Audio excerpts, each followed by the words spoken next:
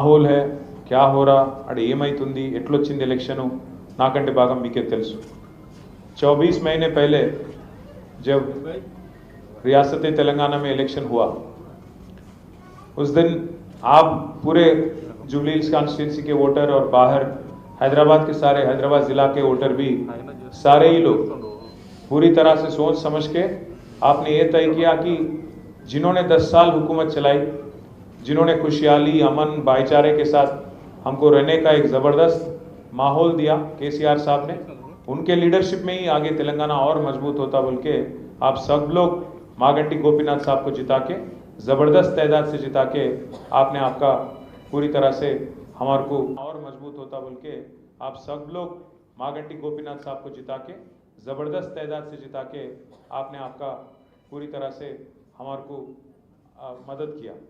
అంటే మీరు సరిగ్గా 2 ఏళ్ల కిందట ఎన్నిక జరిగినప్పుడు రాష్ట్రమంతా ఒక తీరుగా ఓట్లేస్తే రాష్ట్రంలో హైదరాబాద్ బయట హైదరాబాద్లో మాత్రం కాంగ్రెస్కు ఒక్క సీట్ ఇవ్వకుండా అడ్డిమారు గుడ్డి దెబ్బలు వచ్చినట్టు బీజేపీకి ఒక్క సీట్ వచ్చింది. కాకపోతే ఒక్క సీటు కూడా కాంగ్రెస్కి ఇవ్వకుండా మరి సరైన నిర్ణయం తీసుకొని ఏ నాయకుడైతే తెలంగాణ తెచ్చిండో, ఏ నాయకుడైతే మనను సంక్షేమ బాటలో అభివృద్ధి బాటలో హైదరాబాద్ మహానగరాన్ని మంచిగా చేసుకుంటా రాష్ట్రాన్ని కూడా ఒక బిడ్డను చంటి పిల్లని సాకినట్టుగా మరి చక్కగా చేసుకుంటా ముందుకు తీసుకుపోయిండో ఆయన చేతుల్లో అయితేనే బాగుంటుందని చెప్పి ప్రత్యర్థులు ఎన్ని దుష్ప్రచారాలు చేసినా మీరు పెద్దలు మాగంటి గోపీనాథ్ గారికి మంచి మెజారిటీ మీ ఎర్రగడ్డ డివిజన్ నుంచి కూడా దాదాపు 3500 ఓట్ల మెజారిటీ ఇచ్చి గెలిపించినారు. గెలిపించి మీరు ఎమ్మెల్యేగా 3వసారి గెలిపించినారు.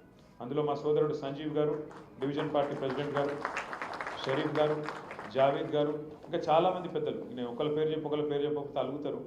అందుకే అధ్యక్షుని పేరు, ప్రధాన కార్యదర్శి పేరు చెప్తున్నా. ఇక్కడ ఉన్నోళ్ళందరూ కష్టపడ్డోళ్ళే, జర ఎవరెవరో పేర్లు చెప్పలేదు, వాళ్ళు మనసులో తిట్టుకొని బయటకు తిట్టకూరు, లోపల తిట్టుకోరు తప్ప బయట తిట్టకూరు. అందరు తనలాడిరు, అందరు కొట్లాడిరు కాబట్టి ఆ రోజు గోపన్న 3వసారి బ్రహ్మాండమైన మెజారిటీతో గెలిచి వచ్చి మళ్ళీ హ్యాట్రిక్ ఎమ్మెల్యేగా మరి ఈ సేవలు అందించడానికి ముందుకు వచ్చినారు. కానీ దురదృష్టం, తాను ఒకటి తలిస్తే దేవుడు ఒకటి తలిసిండు అన్నట్టు మంచి 5 ఏళ్ళు మీకు సేవలు చేయాల్సిన మాగంటి గోపీనాథ్ గారు దురదృష్టవశాత్తు అకాల మరణం రావడం మనందరం కూడా బాధపడ్డాం. అందరం కూడా ఎట్లెట్లా అని చెప్పి పరేషాన్ అయిపోయిన పరిస్థితి. ఇలా సునీతమ్మ ఒక దిక్కు తిరుగుతున్నది, అలా 2 పిల్లలు దిక్కు తిరుగుతున్నారు, ఆడపిల్లలు మొత్తం గల్లీ తిరుగుతున్నారు.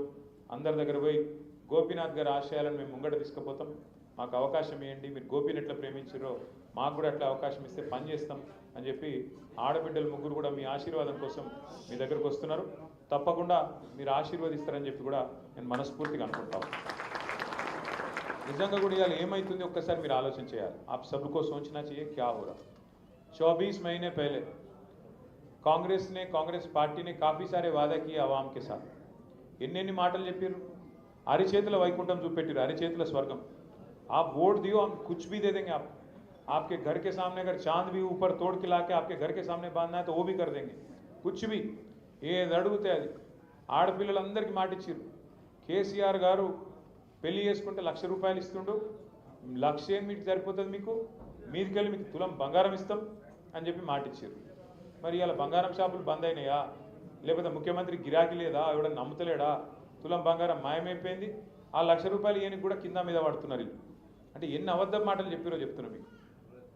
బచ్చియోంకు స్కూటీ దేతే బోలే, ఆడపిల్లలు చదువుకుంటే కాలేజీలకి పోయేటట్టయితే స్కూటీలు ఇస్తాం ఫ్రీగా అన్నారు.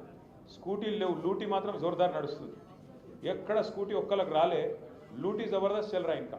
आप देखो, लूटी बोलते मैं ऐसे ही नहीं बोल रहा हूँ, आप 1 मिनट के लिए सोचो. आज आपके ఎర్రగడ్డ डिवीजन में काफ़ी सारे बस्तियाँ हैं, ఎన్నో బస్తీలు ఉన్నాయి ఎర్రగడ్డలో. మరి ఎక్కడ పోయినా ఇలా హైదరాబాద్లో ఉండే బస్తీ వాసులు భయంలో ఉన్నారు. ఎందుకు? ఎప్పుడు బుల్డోజర్ నా ఇంటి మీదకి వస్తుందో, ఎప్పుడు గులగొడతాడో. ఇందిరమ్మ రాజ్యం అంటే ఇల్లు గులగొట్టుడే ఉన్నది, ఇంకేం లేదు. ఇందిరమ్మ రాజ్యం అంటే ఇండ్లు కూలగొట్టుడు తప్ప ఇంకోటి ఏం లేదు. ఇప్పటిదాకా 24 నెలల్లో హైదరాబాద్లో ఏం చేసినావా అంటే గరీబుల మీద వడుడు, ఇండ్లు కూలగొట్టుడు, వాళ్ళకు కాగితాలున్నా కాగజాదున్నా మొత్తం తీసి అవతల వారేసి. పిల్లలు బ్యాగులు తీసుకునే టైం ఇస్తలేరు, వాటర్ బాటిల్ తీసుకునే టైం ఇస్తలేరు పిల్లలకు, స్కూల్ పిల్లలకు తీసుకోకుండా కూలగొట్టి పోతున్నారు ఇవాళ తప్ప. 24 నెలల ఒక్క కొత్త ఇటుక పెట్టిండా రేవంత్ రెడ్డి? ఎక్కడైనా హైదరాబాద్లో ఇల్లు కట్టిండా? ఒక్క ఇల్లు కాదు, ఒక ఇటుక పెట్టిండా ఎక్కడైనా? కానీ ఇటుకలు కూలగొట్టినవి మాత్రం వచ్చాడు ఉన్నాయి. ఒకటి కాదు, 2 కాదు. ఇక మీ కూకట్పల్లి ఎమ్మెల్యే సాబ్ ఇక్కడనే ఉన్నాడు. కూకట్పల్లిలో రోజు నాకు ఫోన్ చేసిండు కృష్ణన్న, అన్న మా దగ్గర బుచ్చమ్మ అని ఒక ఆమె చచ్చిపోయింది ఉరి పోసుకొని అన్నాడు. ఏమైంది అంటే హైదరాబాద్లో వచ్చి ఆమె ఇంటి మీద స్టిక్కర్ వేసారు, నీళ్ళు కూడా కొడతామని నోటీస్ వేసారు. వేసే వరకు హైబత్ తిన్నది. తిని వాళ్ళ బిడ్డ ఇంటికి పోయి ఏడ్చిందంట, రాత్రి అంతా ఏడ్చింది. ఆయన రాత్రికి రాత్రి ఉరి పోసుకొని వాళ్ళ బిడ్డ ఇంట్లోనే చచ్చిపోతే నేను కూడా పోయి వచ్చి కలిసి ఆ బిడ్డకు వాళ్ళకి ధైర్యం చెప్పొచ్చిన. అంటే ఇందిరమ్మ ఇల్లు, ఇందిరమ్మ రాజ్యం అంటే గిదేనా? వచ్చి గరీబ్ గాల మీద వడుడు, కూలగొట్టుడు, ఇంట్లో ఆడోళ్ళు పిల్లలు ఉండగా కూడా రేకులు కొట్టి పారేసుడు. ఒక్కసారి యాద్ చేసుకోండి, కేసీఆర్ గారు 10 ఏళ్ళు ప్రభుత్వంలో ఉండే, మనం ఎప్పుడైనా చేసినామా ఈ పని? కూలగొట్టే పని ఏం చేసిండు కేసీఆర్? మీదకెళ్ళి ఏం చేసిండంటే 1,00,000 మందికి తెలుసో తెలియకనో గవర్నమెంట్ జాగాల వల్ల ఇల్లు కట్టుకుంటే 1,00,000 మందికి హైదరాబాద్లో పట్టాలు ఇచ్చిన నాయకుడు కేసీఆర్. జీవో నంబర్ 58 అదొకటే కాదు, 1,00,000 డబల్ బెడ్రూమ్ ఇల్లు కట్టిండు కేసీఆర్. ఇలా కొల్లూరు పోయినా, మీరు చుట్టుపక్కల ఎటు పోయినా మీకు గల్లబడితే, మీ చిత్తారమ్మ బస్తీలో కానీ ఇంకొకడ కానీ కుక్కట్పల్లిలో కూడా ఇల్లు ఏడ జాగా దొరికితే ఆడ కట్టినాం. జాగా లేకపోతే హైదరాబాద్ బయట పోయి ఆడ కూడా కట్టినాం. 1,00,000 డబల్ బెడ్రూమ్ ఇల్లు హైదరాబాద్లో కోసం కట్టినాం. ఒక్కొక్క కాన్స్టిట్యున్సీకి 3,000 4,000 ఇల్లు హైదరాబాద్లో ఇచ్చిన ఘనత కేసీఆర్ గారు. నిజంగా కాంగ్రెస్ వాళ్ళకు అడ్డిమారి గుడి దెబ్బల అవకాశం వచ్చింది. ఏం చేయాలి? కేసీఆర్ కంటే ఎక్కువ పేరు తెచ్చుకోవాలంటే కేసీఆర్ కంటే ఎక్కువ ఇల్లు కట్టియాలి. కేసీఆర్ 1,00,000 కడితే నువ్వు 2,00,000 ఇల్లు కట్టేవాడు వద్దన్నాడా? కేసీఆర్ 1,00,000 పట్టాలి ఇస్తే నువ్వు 2,00,000 పట్టాలి. అంతేగాని కేసీఆర్ కట్టిండు కాబట్టి నేను కులగొడతా. మరి ఇదెక్కడ నీతి, ఇదెక్కడ రాజ్యం? ఇందిరమ్మ రాజ్యం అంటే ఇండ్లు కూలగొట్టుడే నీత మనం అడగవలసిన అవసరం ఉన్నది. ఇంకొక మాట కూడా నేను మీకు దయచేసి చెప్తున్నది, మనసుకి ఎక్కించుకోండి. ఇవాళ బుల్డోజర్ పక్క బస్తీలు వచ్చింది, నాకేమవుతుంది అని మీరు అనుకుంటే మనమే పిచ్చోళ్ళు అవుతాం. ఇవాళ అక్కడికి వచ్చింది, రేపు నీ ఇంటి మీదకి వస్తుంది. ఇవాళ పక్క కాన్స్టిట్యున్సీకి వచ్చింది, బుచ్చమ్మకు వచ్చిన జాబు బాధ రేపు మీకు వస్తుంది. అందుకే ఇటువంటి ప్రభుత్వానికి, ఇట్లాంటి నియంత్రణతో పోకడలు పోతున్న ప్రభుత్వానికి, పేదవాళ్ళంటే సోయి లేకుండా వ్యవహారం చేస్తున్న ప్రభుత్వానికి ఖచ్చితంగా బుద్ధి చెప్పాలి. నేనేదో ఓట్ల కోసం మాట్లాడతలేను. నేను ఒక మాట మాత్రం ఖచ్చితంగా మీకు చెప్తున్నా, యాద పెట్టుకోండి. ఈ హైడ్రాకు, ఈ ప్రభుత్వానికి నీతి ఉంటే పెద్దవాడు పేదవాళ్ళు అనే తేడా లేకుండా పనిచేస్తామనే ఆలోచన కింద ఉంటే మరి ఒకటే తిరిగి పనిచేయాలి. అదే ముఖ్యమంత్రి గారి అన్ననేమో చెరువులో ఇల్లు కడితే ఆడికి హైడ్రా పోదు, బుల్డోజర్ పోదు. మంత్రులు చెర్లల్లో తాలాబుల ఇల్లు కడితే ఆడికి పోదు. మేము సాక్ష్యాలతో సహా ఇచ్చినాం, పేపర్లో పెట్టినాం, టీవీలో పెట్టినాం, బయట పెట్టినాం. ఇగో పట్నం మహేందర్ రెడ్డి ఇల్లు చూడు, పొంగులేటి శ్రీనివాస్ రెడ్డి ఇల్లు నీళ్ళల్లో ఉంది, డాక్టర్ వివేక్ మీ దగ్గరనే తిరుగుతున్నాడు మంత్రి, ఆ ఇల్లు నీళ్ళలోనే ఉంది, కేవీపీ రామచంద్రరావు ఇల్లు FTL ఉంది. వాళ్ళ ఉలగొట్టి ఇక్కడికి రా నువ్వు అంటే మాట లేదు. ముఖ్యమంత్రి సొంత ఇల్లు కొడంగల్లా, రేవంత్ రెడ్డి సొంత ఇల్లు కొడంగల్లా రెడ్డి కుంటలు ఉన్నది. రెడ్డి కుంట అంటే ఏంది? కుంట అంటే చెరువే కదా, చెర్లనే ఇల్లు కట్టిండి నేను కొడంగల్లా. ఇక్కడికి వచ్చేమో పెద్ద పెద్ద మాటలు చెప్తాడు. వాళ్ళ అన్న దుర్గం చెరువులో కట్టిండి ఇక్కడ ఇల్లు, తాలాబులు ఉంది అది కూడా. ఆ ఇల్లుకు ముట్టరు, హైడ్రా పోదు. కానీ ఈజీగా దొరికేటోళ్ళు ఎవరు? గరీబోళ్ళు. అడిగేటోడు లేడు, మిమ్మల్ని కాపాడేటోడు లేడు అన్నట్టు, మీకు ఆవాజ్ లేదన్నట్టు కొట్టేస్తాం. తోడు దెంగే కోన్ దేకితే క్యా కర్లేదు అన్నట్టుగా ఈరోజు వ్యవహారం ఉన్నది. దయచేసి నేను మిమ్మల్ని కోరుతున్నా, ఇవాళ ప్రభుత్వం కాంగ్రెస్ పార్టీ వాడు ఏమంటుండంటే, మాకు ఓటేసి నీ ఏళ్ళతో నీ కంటినే పొడిపించే కుట్ర చేస్తున్నాడు. మీరిగిన ఓటేస్తే కాంగ్రెస్ పార్టీకి పొరపాటున వాళ్ళు బెదిరిస్తేనో భయపడితేనో ఇది బంద్ అవుతుంది అది బంద్ అవుతుంది అని బెదిరితే మీ ఏళ్ళతో మీ కన్నే ఒడుచుకున్నట్టు అవుతుంది. మీ ఇల్లు కూలగొట్టుమని హైడ్రాకు మీరే లైసెన్స్ ఇచ్చినట్టు అవుతుంది. యాది పెట్టుకోండి ఈ మాట. ఒకవేళ మీకు కనుక రేపటి రోజున మళ్ళా కేసీఆర్ రావాలి అంటే సురుకు పెట్టుడు కాంగ్రెస్ పార్టీకి ఇప్పటి నుంచే మొదలు పెట్టాలి. జూబ్లీహిల్స్ నుంచే మన జయత్రయాత్ర మొదలు కావాలి. జూబ్లీహిల్స్ కెంచే మన జయత్రయాత్ర మొదలు కావాలి. లేకపోతే ఈ కాంగ్రెస్ పార్టీ మామూలు పార్టీ కాదు. మీరు చూడుర్రి, 100 రోజుల్లో అన్నీ చేస్తామన్నారు. 6 गारंटी बोले, सब कुछ कर देता हूँ बोले. क्या क्या बोले? आपका जो 2000 का वजीफा है, जो केसीआर साहब ने बढ़ा के 200 से बढ़ा के 2000 करे, आपको हम दुगना कर देंगे, 4000 देता हूँ बोले, 100 दिन में देता हूँ बोले. दिए क्या किसी को 4000? किसी को मिला 4000? अरे 4000 కాదు ముసలోళ్ళకు. ఇంకా రేవంత్ రెడ్డి సాబ్ ఇంకో మాట చెప్పిండు, కేసీఆర్ గారు ఒక ముసలమ్మకని ఇస్తున్నాడు, ముసలయ్యకని ఇస్తున్నాడు, నేను ఇద్దరికి ఇస్తా అన్నాడు. ఇంట్లో ముసలోనికి ఇచ్చి ముసలమ్మకి అయిపోతే అన్యాయం అవుతుంది, ఇద్దరికి ఇస్తా అన్నాడు. ఇంకొక అడుగు ముంగటేసి మహిళల ఓట్ల కోసం అత్తమ్మకు 4000, కోడలకు 2,500 ఇస్తా అన్నాడు. మరి అత్తమ్మకి వచ్చినాయా, కోడలకు వచ్చినాయా? ఇద్దరికి లేవు. నేను మొన్న సూర్యాపేట పోయినా, ఆడ ఒక మన నాయకుడు పెళ్ళి అయితే, కొత్తగా పెళ్ళి అయింది, పెళ్ళికి పోలేదు, వాళ్ళ ఇంటికి చుట్టపు సుగ్గా రమ్మంటే ఛాయ్ తాగుతానికి రమ్మంటే పోయినా. పోతే ఆ లీడరు మనోడు చిన్నపిల్లగాడు ఇక మా రాజ్ కుమార్ పటేల్ నాడు ఆయన కూడా మొన్న పెళ్ళైంది ఏడున్నాడు కార్పొరేటర్ యూసుఫ్ కూడా ఇక్కడ నుండి పోయింది ఇప్పుడే పోయింది. సో ఆ పిల్లానికి కూడా మొన్ననే పెళ్ళైంది. అట్లే సూర్యాపేటలో వాళ్ళ పెళ్ళి అయితే పోతే లీడర్ సాబ్ వాళ్ళ అమ్మని పిలిచిండు. వాళ్ళ అమ్మని పిలిచి అన్న మా అమ్మ అని పరిచయం చేసి, నమస్తే అమ్మ బాగున్నారా, మరి కోడలు పిల్ల ఎట్లుంది బాగానే చూసుకుంటున్నావా అన్న. అరే ఏం కోడలు ఉత్తనా అని ముక్కిరిసినట్టు మాట్లాడు. అరే ఇట్లన బట్టి పెద్ద మనిషి ఏమైందని నేను అన్నా. అంటే కోడలు వస్తే 2.5 వస్తాయి అనుకున్నా, రాలే. అనగా నా కోడల పిల్ల కూడా మహా గడుస్తుంది. ఆమె వెంటనే బయటకు వచ్చింది, అత్తమ్మ నీకు కూడా 4,000 వస్తాయి అనుకుని వచ్చినాయా.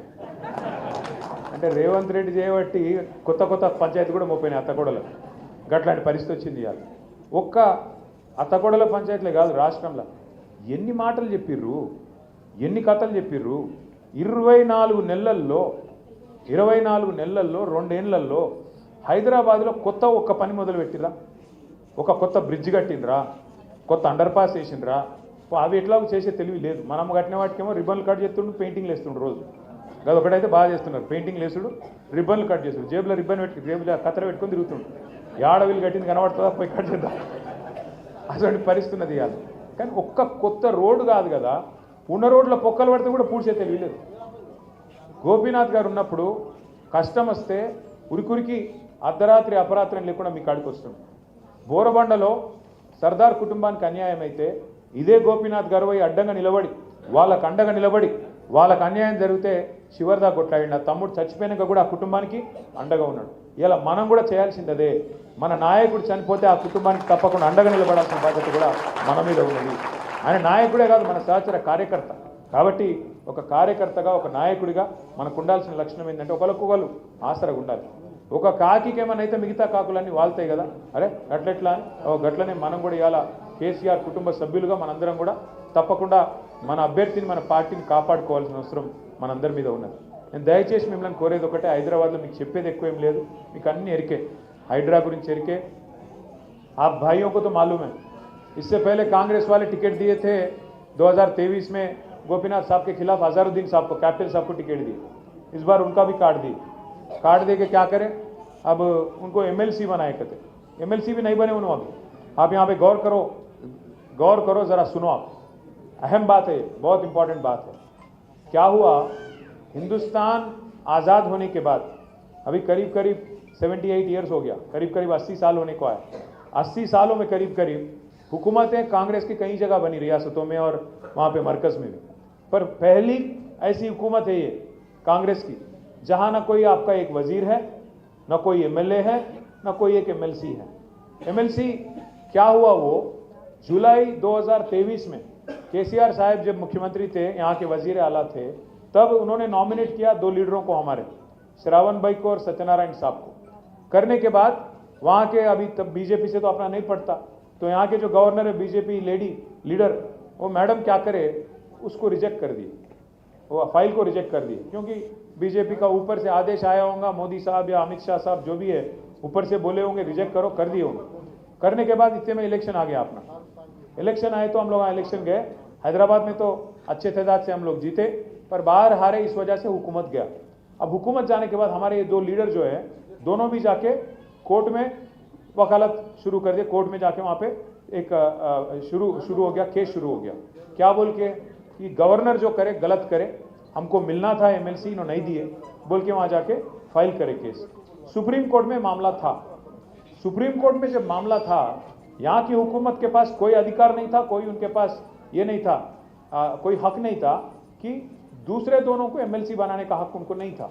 पर क्या करें, इन्होंने ज़बरदस्ती आमिर अली खान साहब को और कोदंडराम साहब को, दोनों को एमएलसी बोल के नॉमिनेट करके भेज दिए फाइल. और नया गवर्नर जो आए उन्होंने, क्योंकि कांग्रेस और बीजेपी दोनों दोस्त हैं, दोनों बात कर लिए, दस्तखत कर दिए. करने के बाद क्या हुआ, हमारी जंग जो हम लोग छेड़ रहे थे वहाँ पे सुप्रीम कोर्ट में, वो चलता आए. चलने के बाद सुप्रीम कोर्ट फैसला सुनाया 2 महीने पहले कि आमिर अली खान साहब का और कोदंडराम साहब का जो आपने नॉमिनेट किया, आपने गलत किया, आपको कोई हक नहीं था बोल के उन दोनों को हटा दिया. अभी मामला पेंडिंग है और सुप्रीम कोर्ट ने ये बोला कि आपको जब तक ये पिटीशन डिस्पोज नहीं होता, हमारे पास जब तक आखिरी फैसला हम नहीं सुनाते, तब तक आप किसी और को मत भेजो. पर इन्हों क्या करे, अब अजहर भाई को टिकट नहीं देना है, उनको जुबली हिल्स में काटना है. इस वास्ते क्या करे, उन्होंने जबरदस्ती, जबकि उनके पास कोई हक नहीं, कुछ नहीं, अजहरुद्दीन साहब को फिर एक बार कैबिनेट में डाल लेके भेज दिए। पर आज तक ना फाइल दस्तखत हुआ, क्योंकि सुप्रीम कोर्ट में मामला वहां पेंडिंग है। अजहरुद्दीन साहब वो बीच में लटकते रहेंगे। पहले उनको उनका पत्ता काट दिया आमिर अली का, उनको पहले बेवजह बना दिया, कोई जब हक नहीं था उनको काट दिया, उनको हटा दिया। अब अजहर भाई का जो टिकट था यहाँ पे जुबली हिल्स में, उनको काट के फिर एमएलसी बना रहा हूं बोल के उनको भी आज लटका रहे, ना ऊपर ना नीचे, बीच में लटक रहे उन्होंने भी। मैं आपको कुर्बानी का बकरा बोल रहे हमारे इम्तियाज। मैं ज्यादा नहीं बोलता हूँ, अजहर भाई हमारे दोस्त भी है, मेरे दोस्त भी है, ज्यादा नहीं बोलता हूँ, अच्छे आदमी उन्होंने, क्रिकेट अच्छा खेल लेते हम लोग। बट मैं क्या बोल रहा हूँ आपसे, रेवंत रेड्डी जो है आदमी कांग्रेस का नहीं है। आदमी जो है आप देखे होंगे, हाल ही में एक तकरीर में भी बोला उन खुल के, मैं मोदी के स्कूल में पढ़ा, बाद में कॉलेज गया चंद्रबाबू कने, आज राहुल गांधी के ने नौकरी कर रहा हूँ बोल रहा हूँ, साफ सीधा बात। आडे सिगूड़ा पट्टालेడు నేను మోడీ దగ్గర చదువుకున్నా, ఇక్కడ రాహుల్ గాంధీ కాడ ఉద్యోగం చేస్తున్నా, మధ్యలో చంద్రబాబు కాడ కాలేజ్, హై స్కూల్ మన దగ్గర చదివిండు, అది చెప్తలేడు, మనం వెలగొట్టినాం, హై స్కూల్ మన దగ్గర ఫెయిల్ అయ్యిండు, వెలగొట్టినాం, అందుకే అది చెప్పాడు। 2004 నుంచి 2007 దాకా, 2003కి వెళ్ళి 2007 దాకా మన దగ్గర ఇదే స్కూల్లో ఉండే, స్కూల్లో పిల్లగాడు బాగలేడని కేసీఆర్ సార్ వెలగొట్టిండు, వాళ్ళు చేర్చుకున్నారు।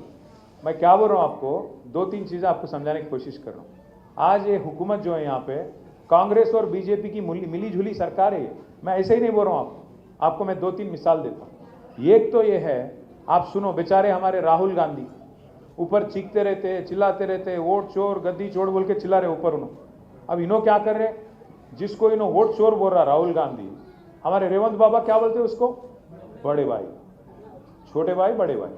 अब मोदी साहब को राहुल बाबा बोलते, चौकीदार चोर है बोलते, वोट चोर बोलते, काफी चीज काफी पुकारते रहते उन्होंने। इन्हों क्या कर रहे हैं, उसको बार बार बड़े भाई बोलते। राहुल बाबा बोलते कि अदानी फ्रॉड है। कौन, गौतम अदानी साहब फ्रॉड है, राहुल बाबा का कहना है। रेवंत बाबा क्या बोल रहे, नहीं नहीं नहीं नहीं, अदानी फ्रेंड है, अच्छा आदमी। राहुल बाबा बोलते गुजरात मॉडल बेकार है, रेवंत बाबा बोलते नहीं नहीं नहीं गुजरात मॉडल शानदार है। राहुल बाबा बोलते सीबीआई खराब चीज है, सीबीआई बीजेपी के हाथों में एक इंस्ट्रूमेंट है, गलत इस्तेमाल कर रहे हैं आप लोग। इन्हों क्या बोल रहे, नहीं सीबीआई बहुत अच्छी चीज है, केसीआर को अंदर डालने के लिए सीबीआई को दे दो। कर्नाटक में नो एंट्री है सीबीआई को, पर तेलंगाना में बराबर का एंट्री है। क्यों हो रहा है सब, क्योंकि दोनों बड़े भाई छोटे भाई मिले हुए हैं। एक और चीज भी मैं आपसे कह रहा हूं, आप सुन लो जरा, गौर करो इस बात पे, खास हमारे जितने दानिशमंद भाई हैं, बुजुर्ग यहाँ पे लीडर हैं, आप तमाम भाइयों से बहनों से मैं गुजारिश कर रहा हूं। वक्फ की जो एक्ट आई थी हाल ही में पार्लियामेंट में, वक्फ अमेंडमेंट बिल आई थी, तो हम उसका मुखालिफत करें, बीआरएस खिलाफ वोट करें, हम आवाज उठाए, लड़े आपके वास्ते, बोले हमारे 4 वोट जो है राज्यसभा में, क्योंकि लोकसभा में तो हम है नहीं, तो राज्यसभा में जो 4 वोट थे, हम आपके लिए वक्फ एक्ट को हम लोग मुखालिफत करें, वोट भी उसके खिलाफ करें। पर बीजेपी के पास ताकत था, उसके साथियों के पास ताकत था, तो बिल पास हो गया। बिल पास होने के बाद वक्फ बिल, पूरे हिंदुस्तान में 28 रियासत है, पहली रियासत जो कानून बनने के बाद दिल्ली में पहली रियासत उसको अमल करने वाली कौन सी है पता है आपको, तेलंगाना। समझे आप, 28 रियासतों में 3 जगह कांग्रेस का हुकूमत है, बाकी करीब करीब 20 जगह बीजेपी का हुकूमत है।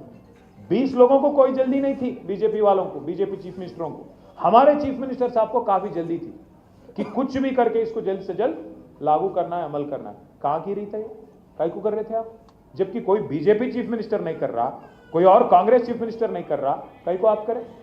सवाल करो आप, कांग्रेस का जो कैंडिडेट आएगा कल गलियों में, कांग्रेस को जो मिनिस्टर आज घूम रहे गलियों में, जब गोपन्ना थे कोई नहीं दिख रहे थे, यहाँ पे मागंटी गोपीनाथ साहब जब थे कोई नहीं आ रहे थे कांग्रेस लीडर, आज बड़े बड़े घूम रहे, इधर लीडर उधर लीडर, टोपी पहन के, टोपी करके, आपको टोपी लगाने के लिए घूम रहे हो लोग, और कुछ नहीं। याद करो, पूछो उनसे कि क्या जल्दी थी आपको कि वक्फ बिल आप पहले लागू करें। अब तो सुप्रीम कोर्ट में स्टे आ गया, वो अलग बात है, पर वो स्टे आने से पहले ही अमल करने वाला चीफ मिनिस्टर रेवंत रेड्डी है। इस वास्ते मैं बोल रहा हूं भाइयों, इन्हों कांग्रेस का चीफ मिनिस्टर नहीं है, इन्हों मिली जुली सरकार जो कांग्रेस और बीजेपी का है, दोनों का चीफ मिनिस्टर है। इन्हों समझने की कोशिश करो, दोनों का एक ही चक्कर है, इधर ఒకటే ఆలోచన, कांग्रेस दी बीजेपी जो एक लौती आवाज है तेलंगाना का केसीआर का, इसको दबाना है, इसको खत्म करना है। कांग्रेस बीजेपी इधर ఎత్తుగడ ఒకటే, కేసీఆర్ గారు ఏదైతే 10 ఏళ్ళు తెలంగాణను ఒక చిన్న బిడ్డ లెక్క సాకిండో, తెలంగాణను కాపాడిండో, ఆ తెలంగాణలో కేసీఆర్ లేకుండా చేయాలి, గులాబీ జెండా ఎగరకుండా చేయాలి, మనం కొట్లాడుకోవాలి, మైదాన్ ఖాళీ కావాలి, कांग्रेस और बीजेपी रहना, फिर तो बीजेपी के लिए आसान हो जाता ना, कांग्रेस बोल तो फुटबॉल खेल लेते वो लोग, मालूम है उनको। అందుకే కేసీఆర్ను ఖతం చేస్తే కాంగ్రెస్ను ఫుట్బాల్ ఆడుకోవచ్చని బీజేపీ అని ఆలోచన, వీళ్ళేమో మనని ఖతం చేయాలని వీళ్ళు తిరుగుతారు. దయచేసి నేను మీకు కోరేది ఒకటే, ఈ ఎలక్షను ఒక జూబ్లీహిల్స్ ఎలక్షన్ కాదు. ఈ ఎలక్షను రేపటి రోజున మన తెలంగాణ భవిష్యత్తు ఏసుండాలి, ఎటు పోవాలి అని చెప్పే ఎలక్షన్ తప్ప ఇంకోటి కాదు. మనం ఖచ్చితంగా అందరం కూడా ఎక్కడోళ్ళం అక్కడ కొంత తనలాడాలి. ఇప్పుడు 5 డివిజన్లకు, 6 డివిజన్లకు, 4 డివిజన్లకు మీకు ఇన్ఛార్జీలు వేసారు. వాళ్ళందరూ మీ దగ్గరకు వస్తారు. కృష్ణారావు గారు మీతోనే ఉంటారు. మీతో నా ప్రార్థన ఏంటి అంటే, జర ఇక అధికారం ఉంది కాబట్టి కాంగ్రెస్ వాళ్ళు కొద్దిగా డ్రామా ఎక్కువ చేస్తారు. పోలీసుకు బోల్తాం, ఏ కడతాం ఓ కడతాం అని చెప్పి బెదిరించే ప్రయత్నం చేస్తారు. బెదిరిస్తే బెదిరిపోదామా? కేసులు పెడితే భయపడదామా? భయపడతారే? కేసులు పెడితే భయపడితే మనం లీడర్లుగా అమ్మాయి. అరే కేసులు పెడితేనే భయపడిపోతే బీరిపోతే మనం ఎట్లా లీడర్లు అవుతాం? మనము న్యాయం కోసం కొట్లాడదాం, ధర్మం కోసం కొట్లాడదాం. నువ్వు ఇచ్చిన 420 హామీలు ఏమైనా అని అడుగుదాం. ముసలోళ్ళ పెన్షన్ 4000 ఎప్పటి నుంచి ఇస్తావు? మహిళలకు 2500 ఎప్పటి నుంచి ఇస్తావు? అట్లాగే నువ్వు చెప్పిన స్కూటీలు ఎప్పటికెళ్ళి వస్తాయి? తులం బంగారం ఎక్కడ పోయింది? రైతులకు రైతు బంధు ఎందుకు వేస్తలేవు? ఈ లైన్లో ఖచ్చితంగా మాట్లాడాలి, ఖచ్చితంగా నిలదీయాలి. ఇంకొక మాట కూడా నేను మీకు విజ్ఞప్తి చేస్తా ఉన్నాను. ఈ గవర్నమెంట్కు వాళ్ళకి సోయి లేదు, ఏం చేయాలనో ఆలోచన కూడా వాళ్ళకి లేదు. హైదరాబాద్ని ఏం చేయాలనో తెలియదు, తెలంగాణని ఏం చేయాలనో తెలియదు, ఎట్లా నడపాలనో కూడా వాళ్ళకి తెలుస్తలేదు. వీళ్ళకి జలకీయకపోతే వీళ్ళకి మనం సై రాస్తే నైలాయతో 3 hours సాలే. ఇంకా ఇప్పుడు గిన్న జలకిచ్చి వీళ్ళని చక్కగా చేయకపోతే ఇప్పుడు కాంగ్రెస్ కోటేసిరు అనుకోరు ఎవరన్నా, ఏమనుకుంటారు కాంగ్రెస్ వాళ్ళు? తులం బంగారం ఇవ్వకపోయినా, 4000 పింఛన్ ఇవ్వకపోయినా, మహిళలకు 2500 ఇవ్వకపోయినా, ఇచ్చిన ఏ వాగ్దానం అమలు చేయకపోయినా మాకే గుద్దుతున్నారు ఓట్లు అంటే మళ్ళీ కూడా రేపటి రోజున ఏం చేసే అక్కర్లేదు, ప్రజలు మా పాలన ఆమోదించిర్రు అని చెప్పడానికి వాళ్ళకి అవకాశం వస్తుంది. అగర్ మైనారిటీ భాయ్యోं को డిక్లరేషన్ బోలే మీకు ఏమేమో చేస్తామని చెప్పారు, 12 రకాల వాగ్దానాలు ఇచ్చారు, ఒక్కటని అమలైందా? మైనారిటీలకు 4000 కోట్ల బడ్జెట్ అన్నారు, ఇంకా చాలా కథలు చెప్పారు, ఏమన్నా అయిందా? మైనారిటీ సబ్ ప్లాన్ అన్నారు, బీసీలకు బీసీ సబ్ ప్లాన్ అన్నారు, 1,00,000 కోట్ల బడ్జెట్ అన్నారు బీసీలకు, యువ వికాసం అన్నారు, ఒక్క వాగ్దానం కూడా అమలు కాదు. కానీ ఒక్కటి మాత్రం అవుతున్నది, ఎక్కే విమానం దిగే విమానం. ఢిల్లీకి మాత్రం పోవుడు వచ్చుడు బేఫికర్ నడుస్తుంది. 54-55 సార్లు నడిచింది అది ఇప్పటికి 20 నెలల్లో. అచ్చా ఆజ్ బీ ఢిల్లీ మే. నేను చెప్తే కదా కాంగ్రెస్ వాళ్ళతో బీజేపీలతో ప్రాబ్లం ఏంటంటే వాళ్ళ నిర్ణయాలన్నీ ఢిల్లీలో అవుతాయి. వాళ్ళకి టికెట్లు కావాలంటే ఎడుకోవాలి, టికెట్లు కావాలంటే ఎడుకోవాలి, పదవులు కావాలంటే ఎడుకోవాలి, పనులు కావాలంటే ఎడుకోవాలి, మనకేమైనా పని చేయాలంటే పర్మిషన్ ఎవడియాలి, బాత్రూమ్ కావాలంటే ఏమన్నా అడగాలి, గది పరిస్థితి. మరి ఇక నేను అనేది ఒకటే, మన ప్రజలకు ఒకటే అడగాలి, సింపుల్ ముచ్చట. ఇద్దరు కార్ హై, ఇద్దరు పూరే 2 బేకార్ పార్టీయా. కారు కావాలన్నా బేకార్ కావాలన్నా అడగాలి, అంతే, ఏం లేదు. 24 నెలల్లో ఇవ్వలేదో అర్థమైంది హైదరాబాద్ ప్రజలకు కూడా. అయిందా లేదా? పక్కా అయిందా? ఏమన్నా మరి వాళ్ళు వచ్చి డామ్ డూమ్ అంటే ఏమైనా భయపడతారా? ఒక్కటి మాత్రం యాద పెట్టుకొని, పైసలు బాగున్నాయి రేవంత్ రెడ్డి కానీ బగ్గా సంపాదిస్తుండు, ఓటుకు 5-10 వేలు ఇచ్చినా ఇస్తాడు. అప్పుడు మీరు ఏం చేయాలి ఎరికైనా తెలివిగా? ఇక ఏమనుకుంటుండ అంటే రేవంత్ రెడ్డి సాబు, కాంగ్రెస్ వాళ్ళు ఏమనుకుంటారు అంటే, ఏమున్నది అంత గరీబ్గా ఉన్నారు జూబ్లీహిల్స్లో, బస్తీలలో పోయి పైసలు కుమ్మితే అయిపోతాయి ఓట్లు అనుకుంటారు. మనం ఏం చేయాలి ఎరికైనా? పైసలు ఇస్తే బరాబర్ తీసుకోవాలి, ఏం సిగ్గుపడేది కూడా ఉంది. దొంగ పైసలు ఇవ్వాలి, తీసుకొని ఏం చేయాలి ఎరికైనా? మీకు ప్రామిస్ చేయమంటారు, ఒట్టేయాలంటారు, ఇమానం అంటారు, ప్రమాణం అంటారు, బిడ్డ మీద ఒట్టు, తల్లి మీద ఒట్టు, దేవుని మీద ఒట్టు అంటారు. మీరు కూడా ఏం హుషారుగా ఏం చేయాలి తెలుసా? కాదు, నీ మీద ఒట్టని బరాబర్ అనాలి, మంచి ఆలోచన. రేవంత్ రెడ్డి మీద ఒట్టు పెట్టిన మంచి ఏం కాదు, కానీ అది కాదు. లోపల ముందే ఏమనాలంటే ప్రమాణం అంటే చేయి చాపాలి, లోపల మనసులు ఏమనుకోవాలి తెలుసా? తుప్పాలు అనుకోవాలి. అనుకొని ఇక బయటవాడు ఏం చెప్తుంది అన్నారు, మోసాన్ని మోసంతోనే చేయించాలి కదా. మరి ఏం కాదు, అది పాపపు సొమ్ము, దొంగ సొమ్ము, అది తీసుకొని మాట తప్పితే కూడా ఏం నష్టం లేదు. మొత్తం జూబ్లీహిల్స్ అందరికి చెప్పుర్రి, 5,000 ఇస్తే 5,000 తీసుకోరి, ఇంకా మీకెళ్ళి 5,000 అడుగురి, ఏం తప్పలేదు. 5,000 ఇస్తే ఇంకో 5,000 ఈ కొడుక, ఎట్లాగో మార్కెట్ అంతా ఖతం చేసినావు ఆయన, నువ్వు వచ్చినాక రియల్ ఎస్టేట్ బర్బాద్ అయిపోయింది, దుకాణాలు నడుస్తలేవు, ఇండ్లు లేవు, మొత్తం సంకనాకి ఇచ్చేసినావు. హైదరాబాద్ను తెలంగాణ రాష్ట్రాన్ని దోసుకొని మంచిగా పైసలు దాచుకున్నావు. ఆ పైసలు ఇయ్యి, బరాబర్ 10,000 ఓటుకి అని చెప్పి తీసుకొని ఓటు మాత్రం, అంతే కదా, మోసపోయేది లేదు కదా. వాళ్ళు వస్తే ఇలా ఇప్పుడు ఈ రాష్ట్రంలో మా ఆడబిడ్డలు ఉన్నారు కాబట్టి మీకు చెప్తున్నా, 3 ఆడబిడ్డలు సంతోషంగా ఉన్నారు. గీతక్క, సీతక్క, సురేఖక్క, 3 సంతోషంగా ఉన్నారు. గీతక్క అంటే రేవంత్ అన్న భార్య, సీతక్క సురేఖక్క మంత్రులు, వాళ్ళు ముగ్గురే సంతోషంగా ఉన్నారు ఆడబిడ్డలు. కానీ ముఖ్యమంత్రి మాటలు ఎట్లున్నాయి, 1 కోటి మంది ఆడపిల్లల్ని కోటీశ్వరులు చేస్తా అంటాడు.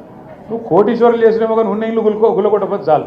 తులం బంగారం అన్నాడు. నాకైతే డౌట్ ఏంటంటే మెడల మంగళసూత్రం గుంజుకోకపోతే ఈయన గొప్పోడు, మంచోళ్ళు కాదు కాంగ్రెస్ వాళ్ళు. నేను అందుకే మీకు దండం పెట్టి చెప్పేది, మోసాన్ని మోసంతో జయించాలి, హుషారుగా పనిచేయాలి.